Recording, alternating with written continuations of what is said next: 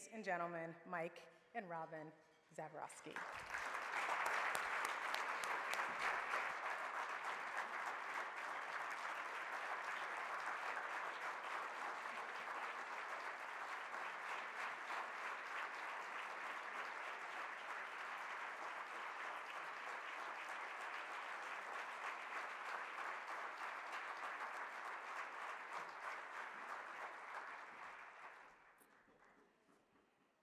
Wow.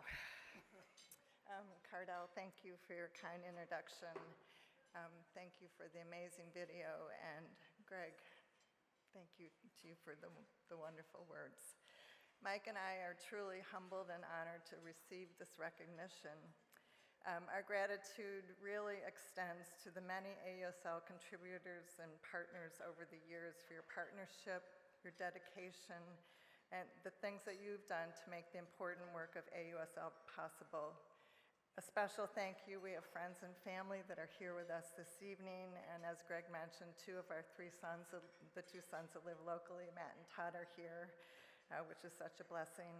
And to those of our friends who couldn't join us this evening but are here supporting us from afar. Since moving back to this area 20 years ago, Mike and I have centered much of our time in philanthropic activities with organizations that focus on health, education, and the well-being of children in the Chicago area.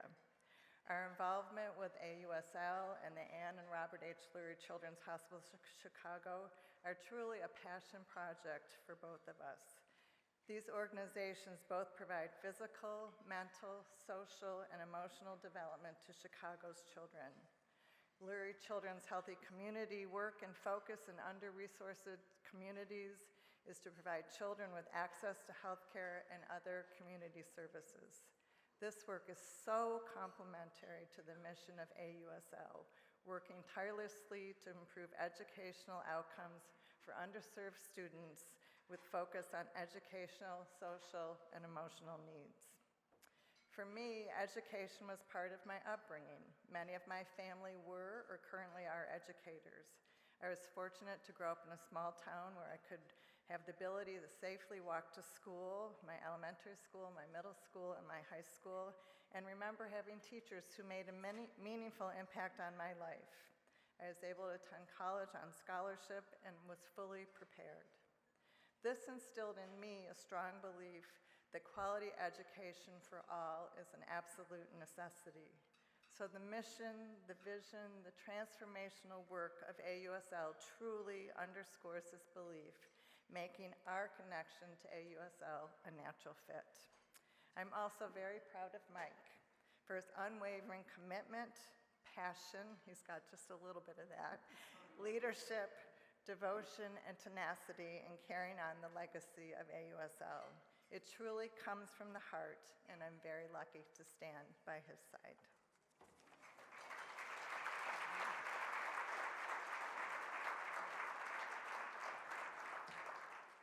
Thank you, Robin. It's getting almost as hard to follow Robin as it is to follow Mike Koldyke. But let me also echo Robin's gratefulness for this honor, as well as our deep respect for Mike Koldyke, who unfortunately is not able to be here tonight, for Don Feinstein, for the AUSL organization, and for the board, the principals, the teachers, and for the remarkable work over the last 2 decades. I also want to thank our co-chair, Cardell. I really want to thank you for stepping up, agreeing to be a co-chair earlier this year, and then also agreeing to be the sole chair of the board as a 1-1. Madame Chairwoman has a wonderful tone to it, so Cardell, I know the board and AUSL is in great hands with you, so again, thank you very much for you stepping up and all you do.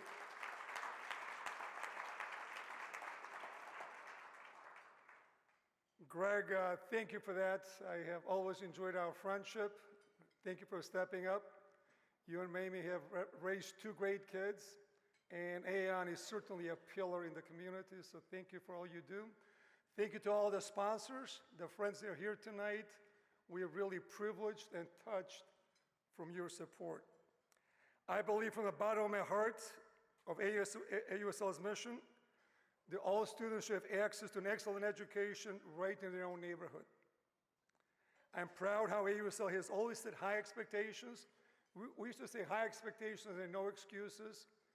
I know that last comment can be somewhat provocative in today's world, but I can assure you, when we say high expectations, there's unwavering resolve to meet those high expectations in a compelling and a holistic fashion. We've done that for the last 2 decades. I know that's only going to continue in the future. Of course, there's nothing more important in the development of young people than strong education. And it is impossible to say that word without really focusing on public education, the largest segment from K-1 to K-12 education. As many of you know, I'm a proud and appreciative product of the public schools in the United States. We immigrated to the United States when I was 15 and a half. With my parents and my sister, my parents are factory workers, union in Cleveland. They actually never learned to speak the language. I went to a regular high school a few days after coming in this country, not speaking any English. My sons would say I'm still working on it. But a few years ago, I gave you an episode of how a history teacher helped me at a very challenging time. I'll tell you one more, it may take a couple minutes. And probably the funniest story I can tell you.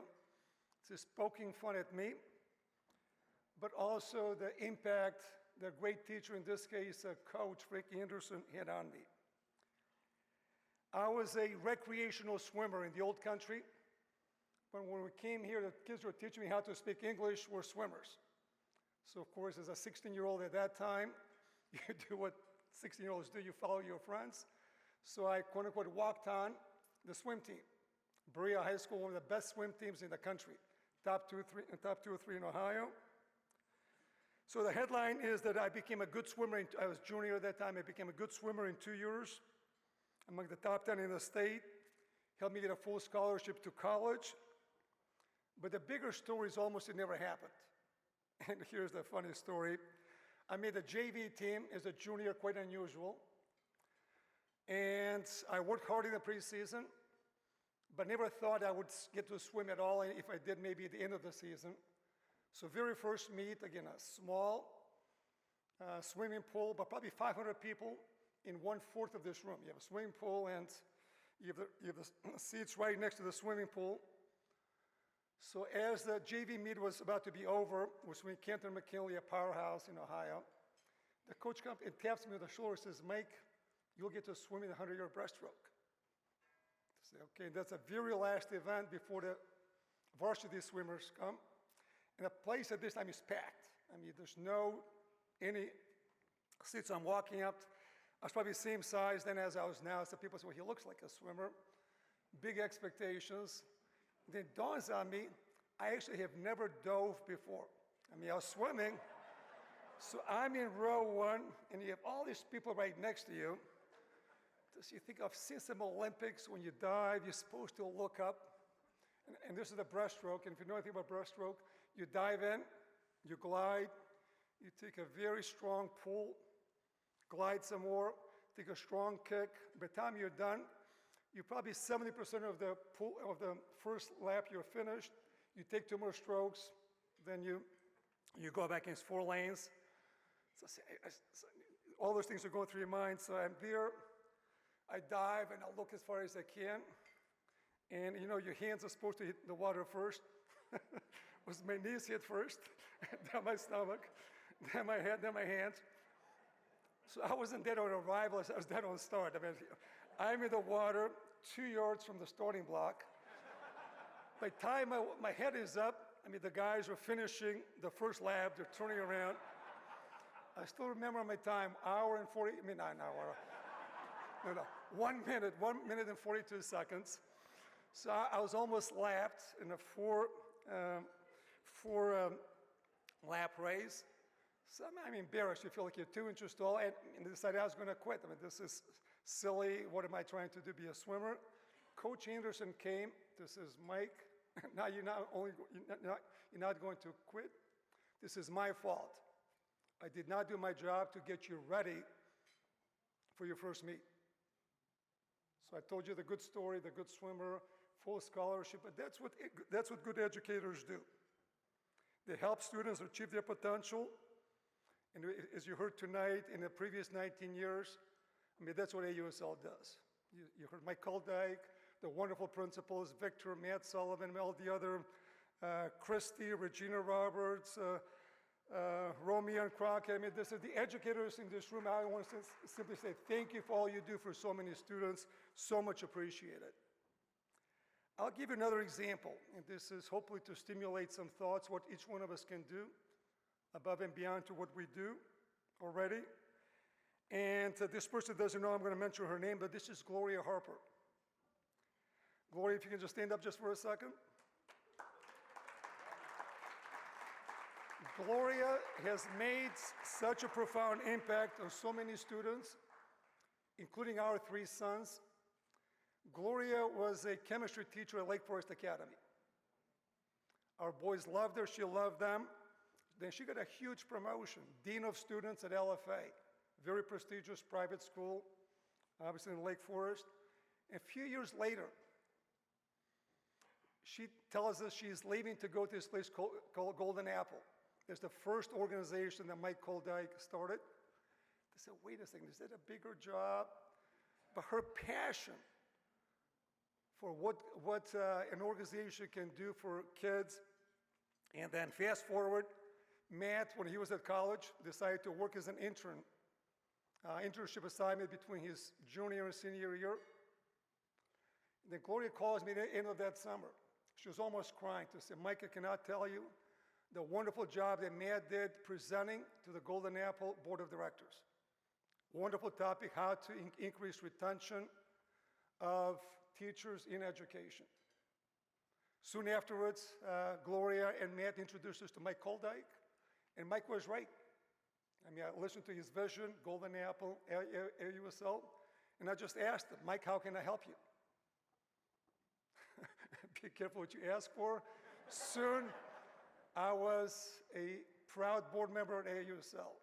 And again, thank you, Gloria, for all you did for our family.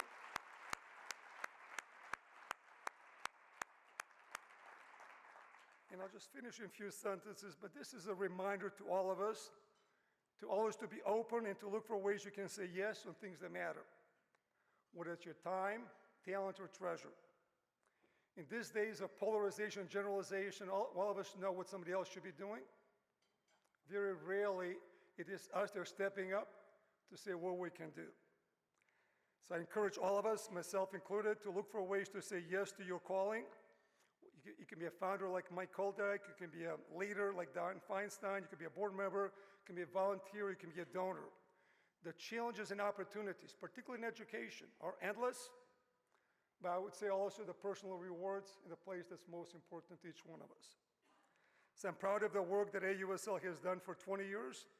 I'm confident under Cardel's and Don's leadership, that's also going to continue for decades to come. Robbie, I want to thank you for coming and for help to make this what could be a record evening for AUSL. And of course, thank you for this honor and award. Robbie and I will cherish it for the rest of our lives. Thank you very much.